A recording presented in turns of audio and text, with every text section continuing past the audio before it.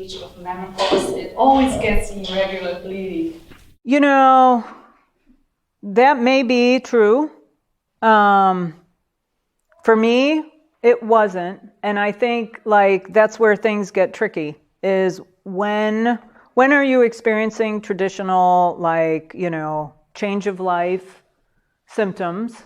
And when is something actually wrong with you? And I think that it depends on, you know, your family history and, you know, ideally it depends on your genetic profile, right? So the irregular bleeding is normally referring not to the irregular bleeding that happens, quote unquote, you know, as menopause begins.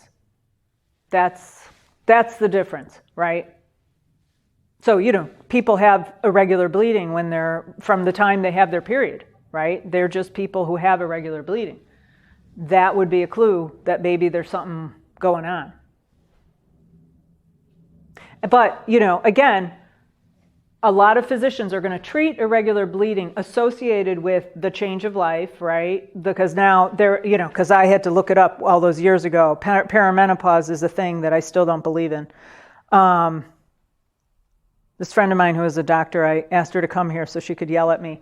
Perimenopause is actually a thing, but, you know, I again, am all about precision. So menopause is a blood level. It's not 12 months I haven't had a period. It's a blood level, right? So like I went into menopause on my first chemo. They tested me 2 weeks later, I'm done, right? Then they tried to see if I would repair myself, right? And if it would ever come back. It didn't. But menopause is a blood level, right? And the rest of it are you know, symptoms, things that might happen. But doctors are going to treat this mostly with either a supplement or a cream or a pharmaceutical intervention. And my point is that get the gene test before you allow any of that to happen, so you know if you can safely process the estrogen. Yeah.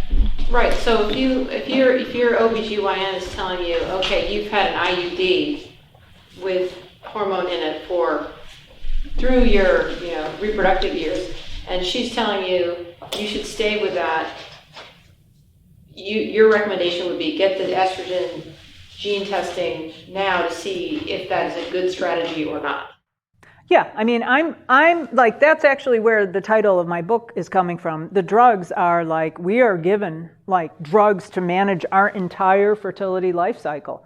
And, you know, the way I think about it, estrogen metabolism gene system is first and foremost as like a pharmacogenomic test. Like, yeah, can I safely be doing this? You know. Now, I don't know anything about IUDs. I have no idea what the hormone levels are, but you know. There's hormones. They're hormones. Right.